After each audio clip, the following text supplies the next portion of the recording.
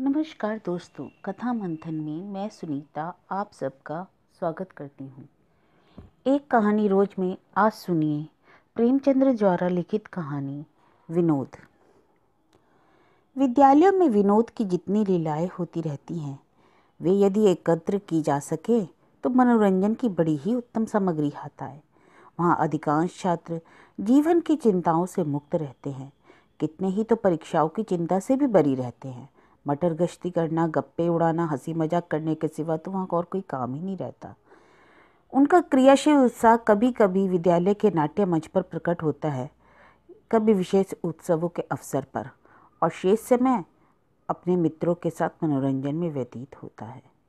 और सारांश यह है कि वहाँ निर्द्वंद, निरीह, खुले दिल आदमियों के लिए कोई बाधा नहीं है। उनमें किसी को कोई शिकायत नहीं होती, लेकिन मुल्लाओं और पंडितों की बड़ी दुर्गति होती है। महाशय चक्रधर इलाहाबाद के एक सुविख्यात विद्यालय के छात्र थे। एमए क्लास में दर्शन का अध्ययन करते थे, किंतु जैसा विद्वजनों का स्वभाव होता है, हंसी दिल्लगी से कोसों दूर भागते थे। जातीयता के ग्रव में चूर रहते थे। हिंदू आचार विचार की सरलता और पवित्रता पर मुग्ध थे।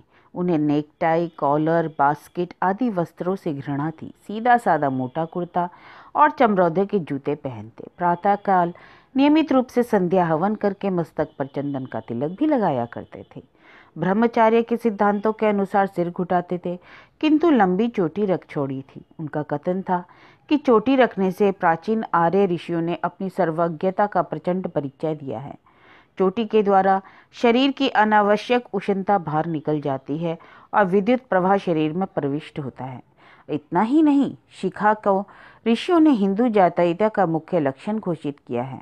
भोजन सदैव अपने हाथ से बनाते थे, और वह भी बहुत सुपाच्य और सूक्ष्म। उनकी धारणा थी कि आहार का मनुष्य के नैतिक विकास पर विशेष प्रभाव पड़ता है। विजातीय वस्तुओं का है समझते थे। कभी क्रिकेट या हॉकी के पास न फटकते थे। पाश्चात्य सभ्यता के तो वे शत्रु ही थे। यहाँ तक कि अंग्रेजी लिखने बोलने में भी उन्हें संकोच होता था, जिसका परिणाम यह था कि उनकी अंग्रेजी अत्यंत ही कमजोर थी। वह उसमें सीधा सा पत्र भी मुश्किल से लिख सकते थे। अगर उनको कोई व्यसन था तो सिर्फ पान खाने का। इसके गुणों का समर्थन और वैदिक ग्रंथों से उसकी परिपुष्टि करते थे। विद्यालय के खिलाड़ियों को इतना धैर्य कहाँ कि ऐसा शिकार देखें और उस पर निशाना न मारे। आपस में कानाफूसी होने लगी कि जंगली को सीधे रास्ते पर तो लाना ही चाहिए। कैसा पंडित बना फिरता है, किसी को कुछ समझता ही नहीं, अपने सिवा सभी को जातीय भाव से हीन समझता है। उसकी ऐसी मिट्टी पलीद करो कि सारा पाखंड भूल जाए।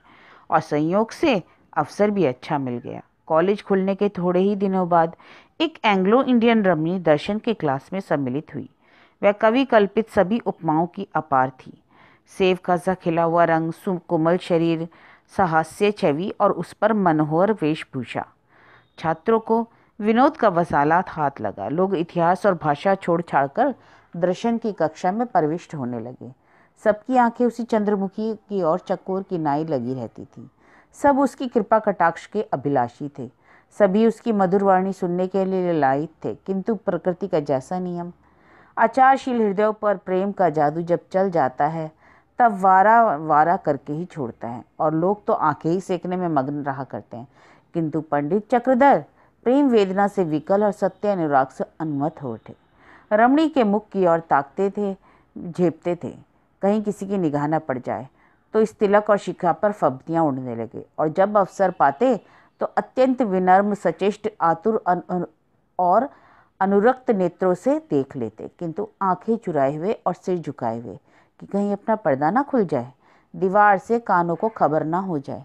मगर दाई के पेट से कहाँ कुछ छिप सकता है। ताड़ने वाले ताड़ गए। यारों ने पंडित जी की मोहब्बत की निगाह पहचान ही ली। मुंह मांगी मुराद पाई, बाछे खिल गई। दो महाशयों ने उनसे घनिष्ठता बढ़ानी शुरू कर दी। मैत्री को संगठित करने लगे। जब समझ गए कि इन पर हमारा विश्वास जम गया, शिकार पर वार करने का अवसर आ गया, तो एक रोज दोनों ने बैठकर लेडियों की शैली में पंडित जी के नाम एक पत्र लिखा। माय डियर चक्रधर, बहुत दिनों से विचार कर रही हूँ कि आपको पत्र लिखूं, मगर इस भय से कि बिना परिचय से ऐसा साहस करना अनुचित होगा, अब तक जब्त करती रही। पर अब नहीं रहा जाता। आपने मुझ पर ना जाने क्या जादू कर दिया है कि एक क्षण के लिए भी आपकी सूरत आंखों से नहीं उतरती। आपकी सौम्य मूर्ति, प्रतिभाशाली मस्तक और साधारण पहनावा सदैव आंखों के सामने फिरा करता है। मुझे स्वभावतः आडंबर से घृणा है, पर यहाँ सभी को कृत्रिमता के रंग में डूब पाती हूँ, जिसे देखिए मेरे प्रेम में अनुरक्त है। पर मैं उन प्रेमियों के मनोभावों से परिचित हूँ। वे सब के सब लंपट और शोहदे हैं। केवल आप एक ऐसे सज्जन हैं जिनके हृदय में मुझे सद्भाव और सद अनुराग की झलक दिख पड़ती है। बार बार उत्कंठा होती है कि आपसे कुछ बातें करती, मगर आप मुझसे इतनी दूर बैठते हैं कि वार्तालाप का सुअवसर ही नहीं प्राप्त होता। ईश्वर के लिए कल से आप मेरे समीप ही बैठा कीजिए, और कुछ ना सही तो आपके सामीप्य से ही मेरी आत्मा तृप्त होती रहेगी। इस पत्र को पढ़कर फाड़ दीजिएगा और इसका उत्तर लिखकर पुस्तकालय की तीसरी अलमारी के नीचे रख दीजिएगा। आपकी लूसी। यह पत्र डाक में डाल दिया गया और लोग उत्सुक नेत्रों से देखने लगे कि इसका क्या असर होता है। बहुत लंबा इंतजार न करना पड़ा। दूसरे दिन कॉलेज में आकर पंडित जी को लूसी के सन्निकट बैठने की फिक्र हुई। वे दोनों महाशय जिन्होंने उनसे आत्महत्या बढ़ा रखी थी, लूसी के निकट बैठा करते थे। एक का नाम था नईम और दूसरे का गिरधर सहाय। चक्रधर ने आकर गिरधर से कहा, यार तुम मेरी जगह जा बैठो ना, मुझे यहाँ बैठने दो। क्यों, आपको हसद होता है क्या? नईम ने कहा। चक्रधर, हसद वसद की बात नहीं है, वहाँ प्रोफेसर साहब का लेक्चर सुनाई नहीं देता, मैं कानों का जरा भारी हूँ। गिरिधर, पहले तो आपको यह बीमारी ना थी, यह रोग कब से उत्पन्न हो गया? नहीं, और फिर प्रोफेसर साहब तो यहाँ से और भी दूर हो जाएंगे जी। चक्रधर, दूर हो जाएंगे तो क्या, या यहाँ अच्छा रहेगा? मुझे कभी कभी झपकियाँ आ जाती हैं, सामने डर लगा रहता है कि कहीं उनकी निगाह ना पड़ जाए। गिरिधर, आपको तो झपकियाँ आती हैं, यहाँ तो वही घंटा सोने का है, पूरी एक नींद लेता हूँ। नहीं, तुम भी अजीब आदमी हो, जब दोस्त होकर एक बात कहते हैं तो उसको मानने में तुम्हें क्या एतराज है? चुपके से दूसरी जगह जा बैठो। गिरिधर, अच्छी बात है, छोड़ देता हूँ, किंतु यह समझ लीजिएगा यह कोई साधारण त्याग नहीं है। अब मैं अपने ऊपर बहुत जब्र कर रहा हूँ, कोई दूसरा लाख रुपए भी देता तो जगह न छोड़ता। नहीं, अरे भाई ये जन्नत है जन्नत, लेकिन दोस्त की खातिर भी तो कोई चीज़ है। चक्रधर ने कृतज्ञतापूर्ण दृष्टि से देखा और वहां जाकर बैठ गए। थोड़ी देर के बाद लूसी भी अपनी जगह पर बैठी। अब पंडित जी बार बार उसकी ओर सापेक्ष भाव से ताकते हैं कि वह कुछ बातचीत करे, और वह प्रोफेसर का भाषण सुनने में तन्मय हो रही है। आपने समझा शायद लज्जावश नहीं बोलती। लज्जाशीलता रमणियों का सबसे सुंदर भूषण भी तो है। उसके डेस्क की ओर मुंह फेर फेर कर ताकने लगे। उसे इनके पान चबाने से शायद घृणा होती थी। बार बार मुंह दूसरी ओर फेर लेते, किंतु पंडित जी इतने सूक्ष्मदर्शी और कुशार्क बुद्धि ना थे। इतने प्रसन्न थे और मानो सातवें आसमान पर हों। सबसे उपेक्षा की दृष्टि से देखते थे, मानो प्रत्यक्ष रूप से कह रहे हों, क्या तुम्हें यह सौभाग्य प्राप्त हुआ? मुझसा प्रतापी और कौन होगा? दिन गुजरा। संध्या समय पंडित जी नईम के कमरे में आए और बोले, यार एक लेटर राइटर की आवश्यकता है। किसका लेटर राइटर सबसे अच्छा है? नईम ने गिरधर की ओर कनखियों से देखकर पूछा, लेटर राइटर लेकर आप क्या कीजिएगा? गिरिधर, फिजूल है, नईम खुद किसी लेटर राइटर से कम है क्या? चक्रधर ने कुछ सकुचाते हुए कहा, अच्छा कोई प्रेम पत्र लिखना हो तो कैसे आरंभ किया जाए? नईम, डार्लिंग लिखते हैं, और जो बहुत ही घनिष्ठ संबंध हो तो डियर डार्लिंग लिख सकते हो। चक्रधर, और समाप्त कैसे करना चाहिए? नहीं, पूरा हाल बताइए तो खत ही ना लिख दें। चक्रधर, नहीं, आप इतना बता दीजिए, मैं लिख लूँगा। नहीं, अगर बहुत प्यारा माशूक हो तो लिखिए योर डाइंग लवर, और अगर साधारण प्रेम हो तो लिख सकते हो योर्स फॉर एवर। चक्रधर, कुछ शुभकामना के भाव भी तो रहने चाहिए ना? बेशक, नईम ने कहा, बिना आदाब के तो कोई खत होता है क्या, और वह भी मोहब्बत का? माशूक के लिए आदाब लिखने में फ़कीरों की तरह दुआएं देनी चाहिए। आप लिख सकते हैं, God give you everlasting grace and beauty, या may you remain happy in love and lovely. Chakradhar, कागज पर लिख दो ना। गिरिधर ने एक पत्र के टुकड़े पर कई वाक्य लिख दिए। जब भोजन करके लौटा तो चक्रधर ने अपने किवाड़ बंद कर लिए और खूब बना बनाकर पत्र लिखा। अक्षर बिगड़ बिगड़ जाते थे, इसलिए कई बार लिखना पड़ा। कहीं तीसरे पहर जाकर पत्र समाप्त हुआ। तब आपने इसमें इत्र बसाया और दूसरे दिन पुस्तकालय में निर्दिष्ट स्थान पर रख दिया। यार लोग तो ताक में थे ही, पत्र उड़ा ले गए और खूब मजे ले लेकर पढ़ने लगे। 3 दिन के बाद चक्रधर को फिर एक पत्र मिला और लिखा, माय डियर चक्रधर, तुम्हारा प्रेम पत्र मिले। बार बार पढ़ा, आंखों से लगाया, चुंबन किया। कितनी मनोहर महक थी। ईश्वर से यही प्रार्थना है कि हमारा प्रेम भी ऐसा ही सुरभि सिंचित रहे। आपको शिकायत है कि मैं आपसे बातें क्यों नहीं करती। प्रिय, प्रेम बातों से नहीं, हृदय से होता है। जब मैं तुम्हारी ओर से मुंह फेर लेती हूँ तो मेरे दिल पर क्या गुजरती है यह मैं ही जानती हूँ। एक दबी हुई ज्वाला है जो अंदर ही अंदर मुझे भस्म कर रही है। आपको मालूम नहीं कितनी आंखें हमारी ओर एकटक ताकती रहती हैं। जरा भी संदेह हुआ और चीर वियोग की विपत्ति हमारे सिर पड़ी, इसलिए हमें बहुत ही सावधान रहना चाहिए। तुमसे एक याचना करती हूँ, क्षमा करना। मैं तुम्हें अंग्रेजी पोशाक में देखने को बहुत उत्कंठित हो रही हूँ। यूँ तो तुम चाहे जो वस्त्र धारण करो मेरी आंखों के तारे हो, विशेषकर तुम्हारा सादा कुर्ता मुझे तुम पर बहुत ही सुंदर मालूम होता है। फिर भी बाल्यावस्था से जिन वस्त्रों को देखती चली आती हूँ उन पर विशेष अनुराग होना स्वाभाविक है। मुझे आशा है कि तुम निराश न करोगे। मैंने तुम्हारे लिए एक बास्केट बनाई है, उसे प्रेम का तुच्छ उपहार समझकर स्वीकार करो। तुम्हारी लूसी। पत्र के साथ एक छोटा सा पैकेट था, बास्केट उसी में बंद था।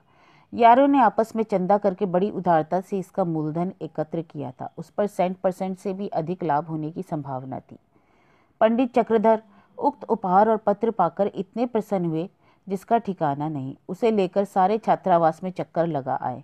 मित्र वृंद देखते थे, उसकी काट छाट की सराहना करते थे, तारीफों के पुल बांधते थे, उसके मूल्य का अतिशयोक्तिपूर्ण अनुमान करते थे। कोई कहता, यह सीधे पेरिस से सिलकर आया है, इस मुल्क में ऐसे कारीगर कहाँ।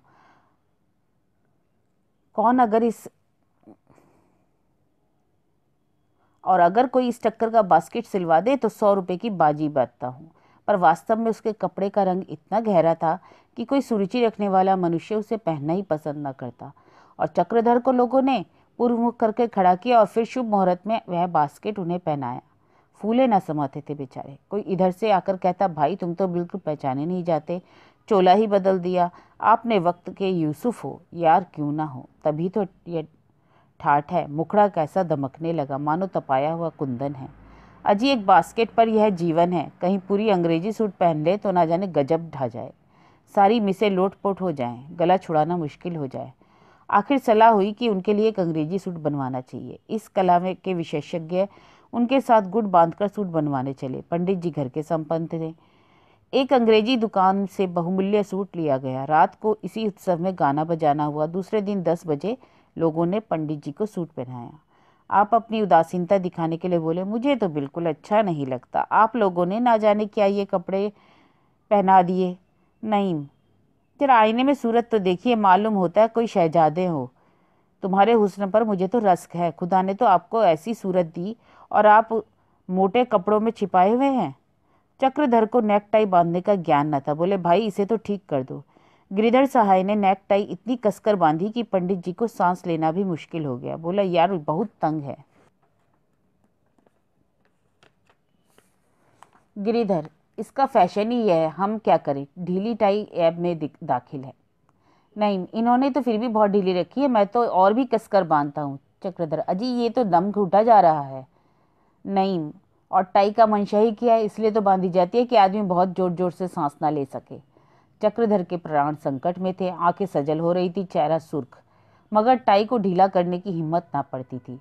इस सज धज से आप कॉलेज चले तो मित्रों का एक गोल सम्मान का भाव दिखाता हुआ समूह पीछे पीछे चला, मानो बाराती हों। एक दूसरे की तरफ ताकता, रुमाल मुंह से देकर हंसता था। मगर पंडित जी को क्या खबर, वह अपनी धुन में मस्त थे। अकड़ अकड़ कर चलते हुए क्लास में जाकर बैठ गए। थोड़ी देर बाद लूसी भी आई। पंडित जी का वेश देखा तो चकित हो गई। उसके अधरों पर मुस्कान की एक अपूर्ण रेखा अंकित हो गई। पंडित जी ने समझा यह उसके उल्लास का चिन्ह है। बार बार मुस्कुराकर उसकी ओर ताकते और रहस्यपूर्ण भाव से देखने लगे, किंतु वह लेश मात्र भी ध्यान न देती थी। पंडित जी की जीवनचर्या, धर्मोत्साह और जातीय प्रेम में बड़े वेग से परिवर्तन होने लगे। सबसे पहले शिखा पर चूरा फिरा, अंग्रेजी फैशन के बाल कटवाए। लोगों ने कहा, यह क्या महाशय, आप तो फरमाते थे कि शिखा द्वारा विद्युत प्रवाह शरीर में प्रवेश करता है, अब क्या हुआ। पंडित जी ने दार्शनिक भाव से मुस्कुराकर कहा, मैं तो तुम लोगों को उल्लू बनाता था। क्या मैं इतना भी नहीं जानता कि ऐसा पाखंड है। मुझे अंतःकरण से इस पर विश्वास ही कब था। आप लोगों को चकमा देना चाहता था। शिखा के साथ साथ संध्या और हवन की भी इतिश्री हो गई। हवन कुंड कमरे में चारपाई के नीचे फेंक दिया गया। कुछ दिन बाद सिगरेट के जले हुए टुकड़े रखने का काम देने लगा। जिस आसन पर बैठकर हवन किया करते थे वह पायदान बना। अब प्रतिदिन साबुन रगड़ते, बालों में कंघी करते और सिगार पीते। यार उन्हें चंग पर चढ़ाए रहते थे। यह प्रस्ताव हुआ कि इससे बास्केट के रुपए वसूल करने चाहिए, सूद समेत। फिर क्या था, लूसी का एक पत्र और आ गया। आपके रूपांतर से जितना आनंद हुआ मुझे हुआ उसे शब्दों में नहीं प्रकट कर सकती। आपसे मुझे ऐसी ही आशा थी। अब आप इस योग्य हो गए हैं कि कोई यूरोपियन लेडी सहवास में अपना अपमान नहीं समझ सकती। अब आपसे प्रार्थना है, केवल यही है कि मुझे अपने अनंत और अविरल प्रेम का कोई चिन्ह प्रदान कीजिए जिसे मैं सदैव अपने पास रखूं। मैं कोई बहुमूल्य वस्तु तो नहीं, केवल प्रेम उपहार चाहती हूँ। चक्रधर ने मित्रों से पूछा, अपनी पत्नी के लिए सौगात भेजना चाहता हूँ, क्या भेजना उचित होगा? तालीम पर है नहीं जनाब, यह तो उसकी तालीम पर और मजाक पर मुनहसर है। अगर वह नए फैशन की लेडी है तो बेशकीमती सुबुक वजहदार चीज़ हो, या ऐसी ही कई चीज़ें भेजिए, मसलन रुमाल, रिस्ट वॉच, लेवेंडर की शीशी, फैंसी कंघी, आईना, लॉकेट, ब्रश वगैरह। और खुदा न खास्ता अगर गवारीन है तो किसी दूसरे आदमी से पूछ लो, मुझे गवारीनों के मजाक का इल्म नहीं। चक्रधर, जनाब अंग्रेजी पढ़ी हुई है और बड़े ऊंचे खानदान की है, तो फिर मेरी ही सलाह पर अमल कीजिए। संध्या समय मित्रगण चक्रधर के साथ बाजार गए और ढेर की ढेर चीज़ें बटोर लाए। सबके सब ऊंचे दर्जे की। कोई 75 रुपये खर्च हुए, मगर पंडित जी ने उफ तक न की। हंसते हंसते रुपये निकाले। लौटते वक्त नईम ने कहा, अफसोस हमें ऐसी खुशमजाक बीवी ना मिली। गिरिधर, जहर खा लो जहर। नहीं भाई, दोस्तों के माने तो यही है कि एक बार हमें भी उनकी जियारत हो। क्यों पंडित जी, आपको हर्ज है क्या? चक्रधर, माता पिता ना होते तो कोई हर्ज ना था, अभी तो मैं उन्हीं का मोहताज हूँ, इतनी स्वतंत्रता क्यों कर बरतूं। खैर, खुदा उन्हें जल्द दुनिया से नजात दे, नईम ने कहा। रातों रात पैकेट बना और प्रातःकाल पंडित जी उसे ले जाकर लाइब्रेरी में रखाए। लाइब्रेरी सवेरे ही खुल जाती थी, कोई अड़चन ना हुई। उन्होंने इधर मुंह फेरा, उधर यारों ने माल उड़ाया और चंपत हुए। नईम के कमरे में चंदे के हिसाब से हिस्सा बांट हुआ। किसी ने घड़ी पाई, किसी ने रुमाल, किसी ने कुछ। 1 रुपये के बदले 5-5 रुपये हाथ लगे। प्रेमी जन का धैर्य अपार होता है। निराशा पर निराशा होती है और धैर्य हाथ से नहीं छूटता। पंडित जी बेचारे विपुल धन व्यय करने के पश्चात भी प्रेमिका से संभाषण का सौभाग्य न प्राप्त कर सके। और प्रेमिका भी विचित्र थी, जो पत्रों में तो मिस्री की डली घोल देती, मगर प्रत्यक्ष में दृष्टिपात भी न करती थी। बेचारे बहुत चाहते थे कि स्वयं ही अग्रसर हों, पर हिम्मत ना पड़ती थी। विकट समस्या थी, किंतु इससे भी वह निराश न थे। हवन संध्या तो छोड़ ही दी थी। नए फैशन के बाल भी कट चुके थे और बहुधा अंग्रेजी ही बोलते।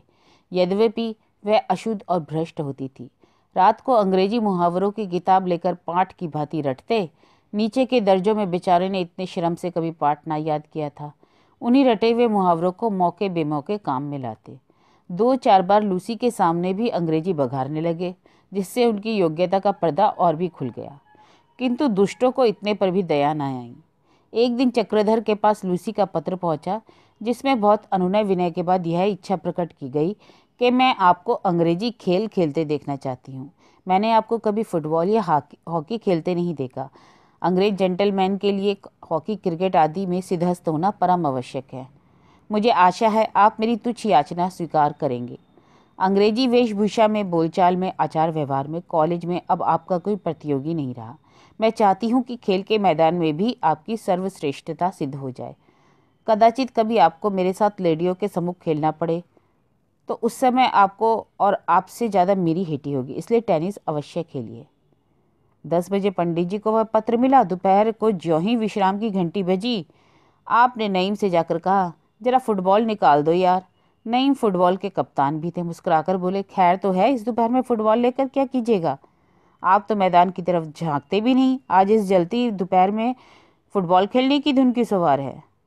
चक्रधर, आपको इससे क्या मतलब? आप गेंद निकाल दीजिए, मैं गेंद में भी आप लोगों को नीचा दिखाऊंगा। नहीं जनाब, कहीं चोट चपेट आ गई परेशान हो जाइएगा, हमारे ही सिर्फ मरहम पट्टी का बोझ पड़ेगा। खुदा के लिए इस वक्त रहने दीजिए। चक्रधर, आखिर चोट तो मुझे लगेगी ना, आपको इससे क्या नुकसान होता है? आपको जरा सा गेंद निकाल देने में इतनी आपत्ति क्यों है? नईम ने गेंद निकाल दी। पंडित जी उस जलती हुई दोपहर में अभ्यास करने लगे। बार बार गिरते, तालियां पड़ती, मगर वह अपनी धुन में ऐसे मस्त थे कि उसकी कुछ परवाह ही ना करते। इसी बीच में आपने लूसी को आते देख लिया और भी फूल गए। बार बार पैर चलाते मगर निशाना खाली जाता। पैर पड़ते थे तो गेंद पे, पर असर कहीं और होता। उसी 2-3 मिनट तक खड़ी उनकी बौखलाहट पर हंसती रही। आखिर नईम से बोली, वेल नईम, इस पंडित को क्या हो गया है? रोज एक ना एक स्वांग भरा करता है। इसके दिमाग में खलल तो नहीं पड़ गया? नईम, मालूम तो कुछ ऐसा ही होता है।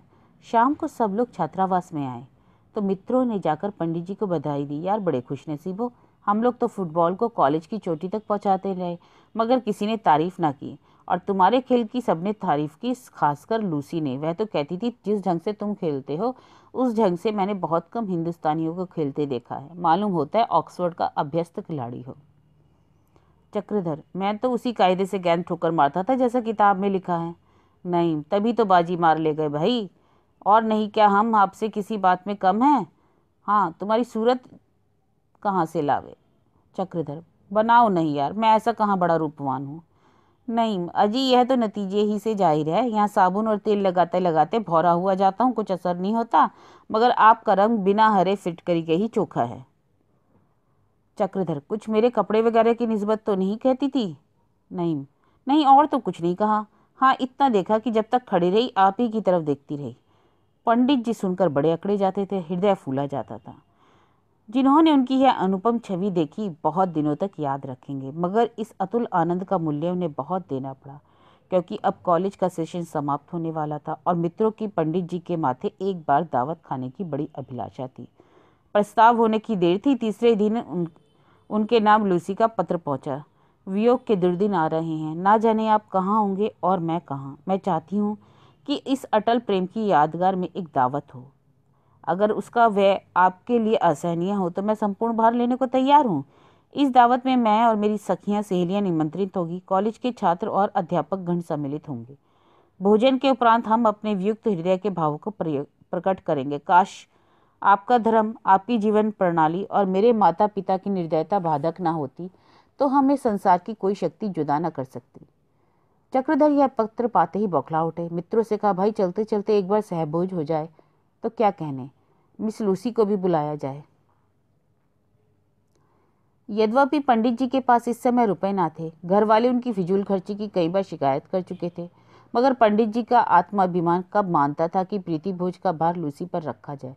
वह तो अपने प्राण तक उस पर वार चुके थे। ना जाने क्या क्या बहाने बनाकर ससुराल से रुपए मंगवाए और बड़े समारोह से दावत की तैयारियां होने लगी। कार्ड भी छपवाए गए। भोजन परोसने वालों के लिए नई वर्दियां बनवाई गई। अंग्रेजी और हिंदुस्तानी दोनों ही प्रकार के व्यंजनों की व्यवस्था की गई। अंग्रेजी खाने के लिए रॉयल होटल से बातचीत हो गई। इसमें बहुत सुविधा थी। यद्यपि चीज़ें बहुत महंगी थी, लेकिन झंझट से निजात हो गई। अन्यथा सारा भार नईम और उसके दोस्त गिरधर पर पड़ता। हिंदुस्तानी भोजन के व्यवस्थापक गिरधर हुए। पूरे 2 सप्ताह तक तैयारियां हुई थी। नईम और गिरधर तो कॉलेज में केवल मनोरंजन के लिए थे। पढ़ना लिखना तो उनको था ही नहीं। अमोद प्रमोद में ही समय व्यतीत किया करते थे। कवि सम्मेलन की भी ठहरी। कविजनों के नाम बुलावे भेजे गए। सारांश यह है कि बड़े पैमाने का प्रीति भोज का प्रबंध किया गया और भोज हुआ भी विराट। विद्यालयों के नौकरों ने पूरियां बेची। विद्यालय के इतिहास में यह भोज चिर स्मरणीय रहेगा। मित्रों ने खूब बढ़ चढ़कर हाथ मारे। 2-3 मिसें भी खींच बुलाई गईं। मिर्जा नईम लूसी को भी घेर घार कर ले ही आए। इसने भोज को और भी रसमय बना दिया। शोक, महाशोक, इस भोज का परिणाम अब आगे चक्रधर के लिए कल्याणकारी ना हुआ। चलते चलते लज्जित और अपमानित होना बदा था। मित्रों की तो दिल लगी थी और उस बेचारे की जान पर बन रही थी। सोचा अब तो विदा होते ही फिर मुलाकात हो ना हो, अब किस दिन के लिए सब्र करे। मन के प्रेमोद्गार को तो निकाल क्यों ना ले, कलेजा चीरकर क्यों ना दिखा दें। और लोग दावत खाने में जुटे हुए थे और वह मदन बान पीड़ित युवक बैठा सोच रहा था कि अभिलाषा क्यों कर पूरी हो। वह आत्मदमन क्यों, लज्जा क्यों, विरक्ति क्यों। अफसर की ताक में इस बात ही बैठे थे जैसे बगुला मेंढक की ताक में बैठता है। भोज समाप्त हुआ। पान इलायची बढ़ चुकी। मिस लूसी अपने श्रवण मधुर वाणी से हृदयों में हाहाकार मचाकर भोजशाला से निकलकर बाइसिकल पर बैठी। इधर चक्रधर चुपके से लूसी के पीछे हो लिए और साइकिल को भयंकर तेज दौड़ाते हुए उसे आधे रास्ते में जा पकड़ा। वह उन्हें इस व्यग्रता से दौड़े आते देखकर सहम उठी। कहीं कोई दुर्घटना तो नहीं हो गई। बोली, वेल पंडित जी, क्या बात है, आप इतने बदहवास क्यों हैं, कुशल तो है? चक्रधर का गला भर आया। कंपित स्वर में बोले, अब आपसे सदैव के लिए बिछुड़ ही जाऊंगा। यह कठिन विरह पीड़ा कैसे सही जाएगी? मुझे तो शंका है कहीं पागल ना हो जाऊं। लूसी ने विस्मित होकर कहा, आपकी मंशा क्या है? क्या आप बीमार हैं? चक्रधर, आहा डियर डार्लिंग, तू पूछती हो मैं बीमार हूँ? मर रहा हूँ, प्राण निकल रहे हैं, केवल प्रेम अभिलाषा का अवलंबन है। यह कहकर चक्रधर ने उसका हाथ पकड़ना चाहा। वह उनका उन्माद देखकर भयभीत हो गई। क्रोध में आकर बोली, आप मुझे यहाँ रोककर मेरा अपमान कर रहे हैं, इसके लिए आपको पछताना पड़ेगा। चक्रधर, लूसी देखो, चलते चलते इतनी निष्ठुरता ना करो। मैंने यह विरह के दिन किस तरह काटे सो मेरा दिल ही जानता है। मैं ही एक ऐसा बेहया हूँ जो अब तक जीता हूँ। दूसरा कोई होता तो चल बसा होता। बस केवल तुम्हारी सुधामयी पत्रिकाएं ही मेरे जीवन का एकमात्र आधार थीं। लूसी, मेरी पत्रिकाएं? कैसी पत्रिकाएं? मैंने कब आपको पत्र लिखे? आपको कोई नशा तो नहीं हुआ है? चक्रधर, डियर डार्लिंग, इतनी जल्दी भूल ना जाओ, इतनी निर्दयता ना दिखाओ। तुम्हारे वे प्रेम पत्र जो तुमने मुझे लिखे हैं मेरे जीवन की सबसे बड़ी संपत्ति रहेंगे। तुम्हारे अनुरोध से मैंने यह वेश धारण किया, अपना संध्या हवन छोड़ा, यह आचार व्यवहार ग्रहण किया। देखो तो जरा मेरे हृदय पर हाथ रखकर, कैसी धड़कन हो रही है। मालूम होता है बाहर निकल पड़ेगा। तुम्हारा यह कुटिल हास्य मेरे प्राण ही लेकर छोड़ेगा।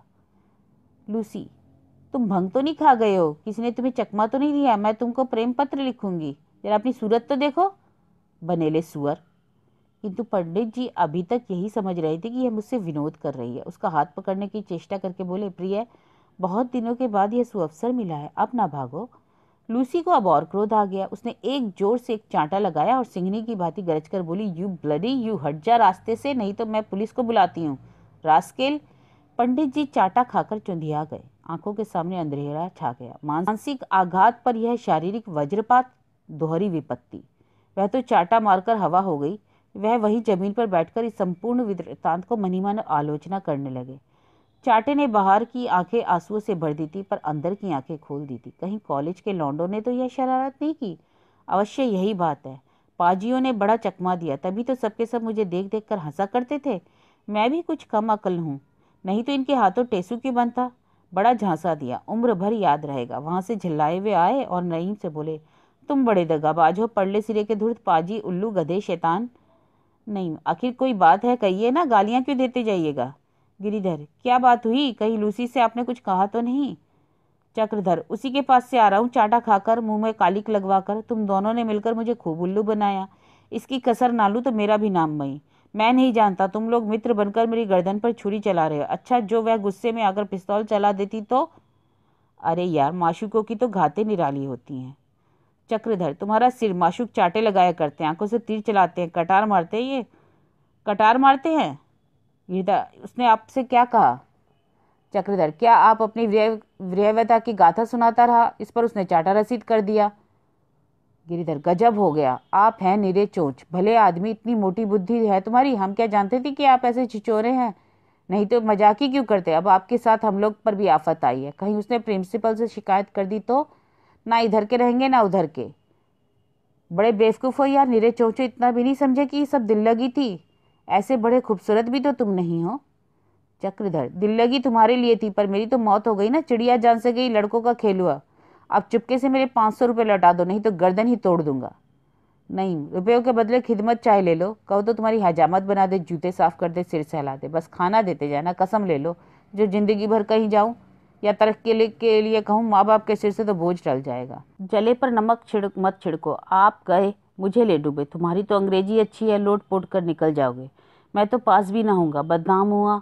500 की चपत लगी अलग, यह दिल लगी गला काटना। खैर, समझूंगा, चाहे मैं ना समझूं, पर ईश्वर जरूर समझेंगे।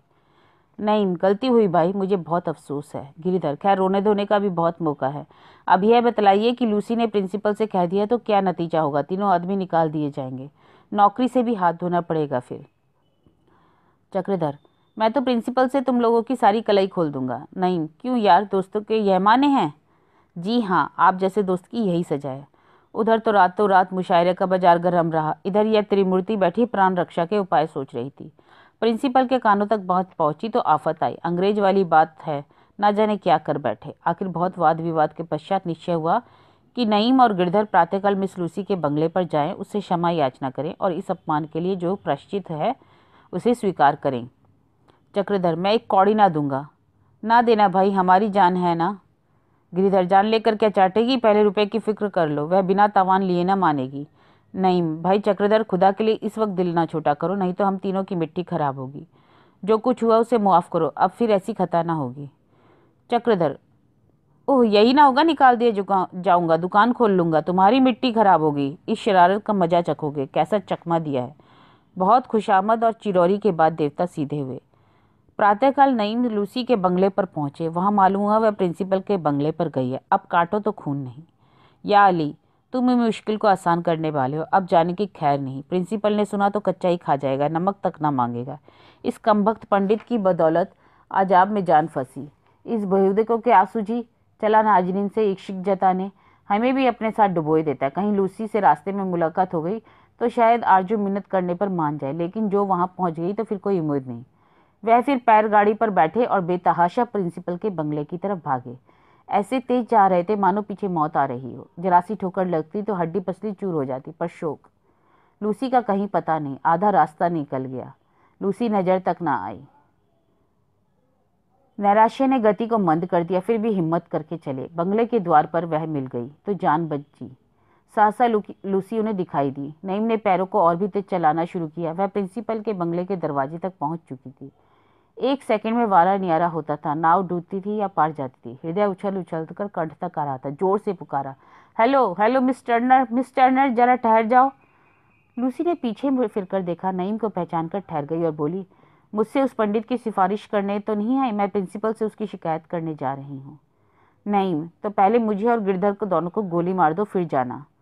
लूसी, बेहया लोगों पर तो गोली का असर नहीं होता, उसने मुझे बहुत इंसल्ट किया है। लूसी, तुम्हारे कसूरवार हम दोनों हैं। वह बेचारा पंडित तो हमारे हाथ का खिलौना था। सारी शरारत हम लोगों की थी, कसम तुम्हारे सिर की। You naughty boy. हम दोनों उसे दिल बहलाव का एक स्वांग बनाए हुए थे। इसकी हमें जरा भी खबर ना थी कि वह तुम्हें छेड़ने लगेगा। हम तो समझते थे कि उसमें इतनी हिम्मत ही नहीं है। खुदा के लिए माफ करना, वरना हम तीनों का खून तुम्हारी गर्दन होगा। लूसी, खैर तुम कहते हो तो प्रिंसिपल से ना कहूंगी, लेकिन शर्त यह है कि पंडित जी मेरे सामने 20 मर्तबा कान पकड़कर उठे बैठे और मुझे कम से कम 200 रुपये तावान दे।